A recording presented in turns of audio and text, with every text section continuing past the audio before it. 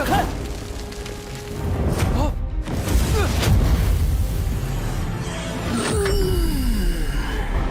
不好！杀吧！我让你这传承，永世埋葬于地下了。这彩军威力太强，我控制不了。 Oke, kembali lagi bersama Bang Jago. Seperti biasa, Mimin selalu mendoakan kalian semoga selalu dalam keadaan sehat dan dalam kondisi terbaik ya. Di video kali ini admin akan melanjutkan Donghua by Lian Peiseng. Tak berlama-lama langsung saja kita masuk ke isi ceritanya.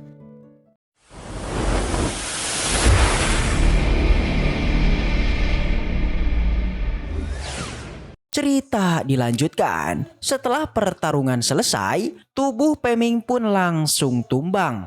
Di saat pingsan, tidak lama kemudian Peming pun bangun. Namun entah mengapa sesuatu pun terjadi kepada dirinya. Senior Zhang yang ada di sampingnya dia mulai menyadari bahwa kemungkinan besar Peming akan segera naik ranah menjadi pembangunan pondasi. Yang dimana kekuatan Peming pun kembali bertambah menjadi lebih kuat lagi guys. Sayang sekali dengan kondisinya saat ini ia belum sepenuhnya melakukan penerobosan. Meski begitu Senior Zhang tetap menyemangatinya karena suatu hari nanti Peming akan kembali melakukan penerobosan. Meskipun tadi sempat gagal, tapi nyatanya kekuatan Peming saat ini sudah jauh melebihi praktisi di tahap awal pembangunan pondasi. Ini masih belum dihitung dengan teknik jimat dan kemampuannya yang lain guys. Jika dia menggunakan semuanya, Peming akan mudah mengalahkan seorang jenius dari pembangunan pondasi. Senior Zhang meminta Peming untuk tidak berpikir terlalu jauh karena bagaimanapun kondisinya saat ini belumlah stabil. Di tengah kekhawatirannya Senior Zhang ternyata telah terluka. Hal ini bisa terjadi karena dalam pertarungan sebelumnya ia telah mendapatkan sebuah luka. Tak hanya itu, di saat Peming pingsan, ternyata Senior Zhang lah yang berusaha untuk menyembuhkannya. Hal ini membuat Peming terharu, apalagi sejak kedatangannya ke Sekte Luoxia, Senior Zhang lah yang selalu memberikannya sebuah bantuan. Peming pun berjanji akan membalas semua kebaikannya itu. Namun Senior Zhang meminta dia untuk tidak mengatakan hal itu, karena selama bersamanya dirinya akan melakukan apapun. Tidak begitu lama para penduduk desa pun berdatangan nih. Mereka ingin memberikan hormat, namun Peming tidak ingin mereka melakukan hal itu. Huilong sangat berterima kasih atas bantuan yang Peming berikan. Meskipun sebagian warga telah mati, untung saja Peming masih bisa menyelamatkan jiwa-jiwa dari para warga. Namun mereka tetap bersyukur nih, karena jiwa dari pemuda desa itu bisa dibebaskan. Juilong ingin memberitahukan sesuatu kepada Peming, yang mana pada zaman dahulu nenek moyang mereka itu telah diselamatkan oleh orang yang kuat. Namun karena kekuatannya ini sangatlah kuat, jadi ada begitu banyak orang yang mengincarnya, hingga pada akhirnya orang itu pun harus meninggal.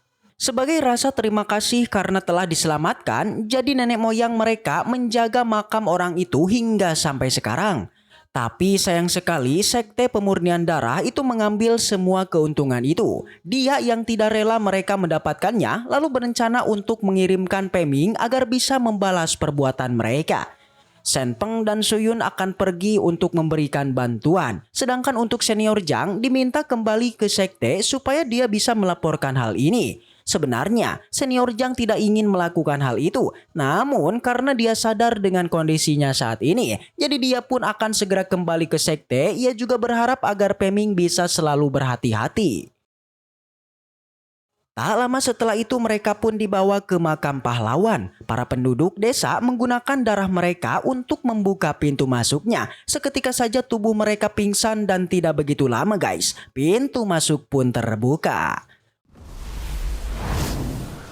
Cuilong menjelaskan bahwa mereka dilarang untuk membuka hal ini kecuali nyawa mereka dalam bahaya. Alhasil Peming dan yang lainnya diminta untuk segera masuk karena bagaimanapun pintu hanya bisa terbuka selama 3 hari saja. Peming pun mengerti dan mereka pun segera masuk ke dalam reruntuhan ini. Setelah masuk mereka langsung yakin Sekte Pemurnian Darah pasti melakukan kerusuhan untuk membuka paksa penghalang ini. Tidak ingin berlama-lama, Peming langsung mengeluarkan hewan rubahnya. Alhasil tidak butuh waktu lama lagi mereka untuk menemukan keberadaan dari sekte pemurnian darah. Terlihat tetua mereka berencana untuk menghabisi seekor naga kecil karena dia yakin binatang ini akan menunjukkan jalan bagi mereka. Pertarungan pun sempat terjadi nih, tapi naga kecil ini sayangnya harus terluka. Peming segera muncul untuk melindungi binatang kecil itu. Ia pun yakin naga ini adalah binatang penjaga reruntuhan kuno. Namun entah mengapa, Peming merasa ada yang aneh karena naga ini kok masih sangatlah kecil. Ketua ini cukup terkejut karena seharusnya tidak ada satupun orang yang bisa masuk kemari. Peming memberitahu kalau dia sama sekali tidak kenal dengan tetua yang disebutkannya karena barusan ia hanya berhadapan dengan monster berjubah merah saja. Mendengar itu ia pun berjanji tidak akan membiarkan mereka hidup. Pertarungan pun kembali terjadi di antara mereka. Sayangnya di sini naga itu sudah terluka dan kondisinya telah lemah. Di saat tetua itu ingin menghabisinya, Peming dan yang lainnya pun berusaha untuk melindungi naga itu.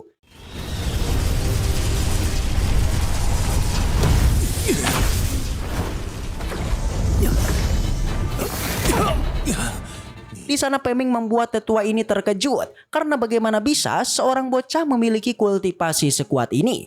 Sadar dirinya akan kalah, jadi dia pun ingin pergi untuk memanggil para master sekte pemurnian darah. Dan tentu saja Peming tidak akan membiarkan hal itu terjadi guys. Ia pun membentuk sebuah kurungan agar bisa menghabisi tetua ini. Pada akhirnya pertarungan pun akhirnya dimenangkan oleh mereka. Di sana Shen Peng meminta agar dia bisa membalas budi untuk merawat naga ini. Naga ini dipanggil sebagai Lin Yang karena memiliki warna biru. Sontak saja naga itu melompat ke arah Shen Peng. Tidak begitu lama naga itu pergi untuk membawa mereka menuju ke gudang harta. Singkat cerita, akhirnya mereka pun sampai. Sang naga membawa mereka pada sebuah tempat yang di sana terdapat sebuah formasi yang menutupi pintu masuknya. Shen Peng mencoba untuk menghancurkannya yang dalam sekejap. Akhirnya ia pun mampu membukanya. Akan tetapi ketika akan memasukinya, tiba-tiba tanah pun bergetar. Dan munculnya sosok naga yang kemungkinan itu merupakan penunggu tempat tersebut. Bahkan kemunculannya juga tak basa-basi lagi guys. Kedua naga ini seketika menyerang Shen Peng. Beruntung Peming dengan sigap berhasil menyelamatkannya.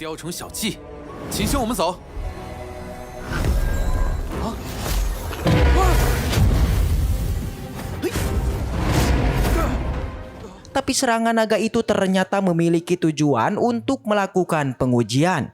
Di mana setelah melakukan sebuah serangan, kedua naga ini kembali berubah menjadi sebuah formasi. Shen Peng berpikir kalau tempat ini sangatlah berbahaya. Sang adik juga berpikiran yang sama, ia mengira kalau untuk menghancurkan formasi ini juga sangatlah sulit. Tapi di saat itu Lan Ying tiba-tiba bergerak yang nampaknya memiliki sebuah cara untuk memecahkan formasi di sana. Yang ternyata setelah mengeluarkan dua cahaya dari tubuhnya, tiba-tiba muncullah sebuah tanduk naga dari dalam formasinya. Melihat kejadian ini, Shen Peng dan yang lainnya jelas menyadari kalau aura dari tanduk naga tersebut memanglah mirip dengan aura Lan Ying. Jelas saja mereka menduga kalau tanduk naga tersebut adalah tanduk orang tua Lan Ying. Setelah formasi dihilangkan, langsung saja mereka pun memasukinya.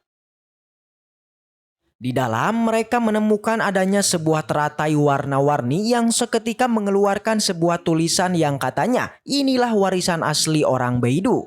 Tak hanya itu, teratai di sana juga langsung berubah menjadi sebuah proyeksi manusia. Di mana kali ini mereka melihat adanya kakek tua yang terkejut karena selama 1000 tahun akhirnya ada orang yang berhasil menemukan tempatnya ini. Si kakek menanyakan tentang tujuan mereka datang ke sini, apakah ingin menemukan harta warisan orang Beidou. Peming menjawabnya bahwa iya, benar sekali. Namun kata si kakek untuk mendapatkan warisan ini jelas saja tidak akanlah mudah. Yang mana si kakek akan melakukan sebuah ujian dengan mengeluarkan teknik kesurupan. Ya, dengan tekniknya ini membuat Shen Peng dan adiknya menjadi tak sadarkan diri. Mereka seakan dipengaruhi oleh aura jahat yang menyuruhnya untuk melakukan pertarungan. Namun berbeda dengan Peming, teknik si kakek ini ternyata tidak mempan kepadanya. Ia menanyakan mengenai apa yang dilakukan si kakek pada dua temannya. Dengan santuinya si kakek malah menunjukkan semua harta warisan yang ada di tangannya.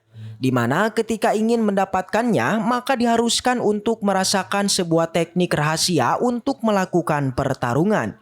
Dari sinilah Peming akhirnya menyadari kalau orang-orang Beidou yang terkubur di sini ternyata bukanlah asli, melainkan itu adalah praktisi kegelapan. Si kakek juga akhirnya sadar kenapa sampai saat ini Peming tidak kehilangan kesadarannya.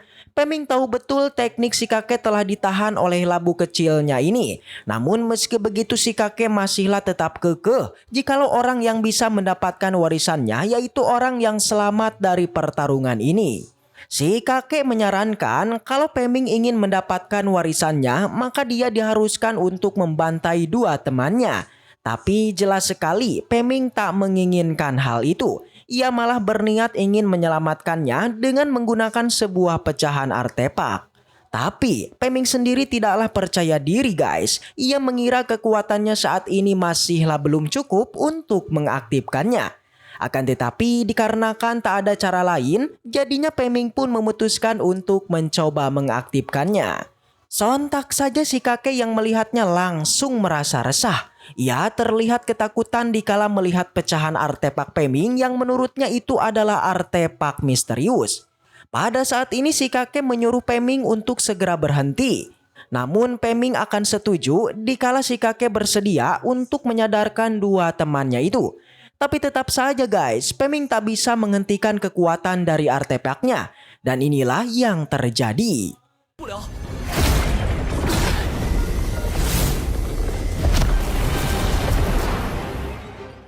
Setelah kejadian ini si kakek tidak lagi melakukan pengujian kepada mereka. Yang ada ia pun langsung memberikan semua hartanya pada si Peming. Dengan cepat Peming pun mengambilnya dan membagi dua harta lainnya pada Shen Peng dan adiknya. Tapi tak hanya itu si kakek kemudian mengatakan kalau dari keenam harta tersebut itu terdapat sebuah potongan besi yang di dalamnya ada warisan harta yang sesungguhnya.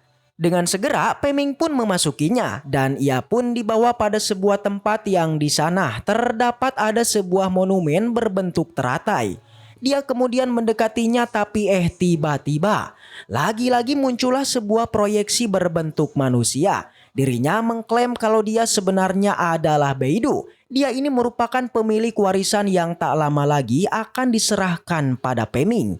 Tapi Peming masihlah tidak percaya guys. Di sana ia mencoba untuk melakukan perdebatan hingga mengatakan kalau dia ini adalah sebuah boneka.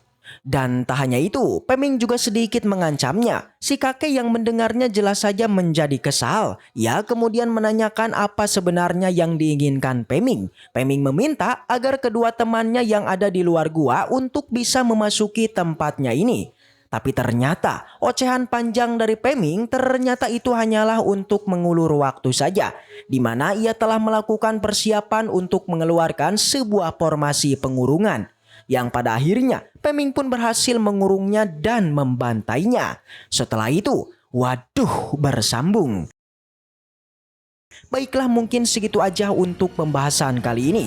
Dan semoga kita selalu diberikan kesehatan untuk mengawal Donghua ini. Dan sampai jumpa di video selanjutnya. See you next time and seperti biasa, salam para jagoan.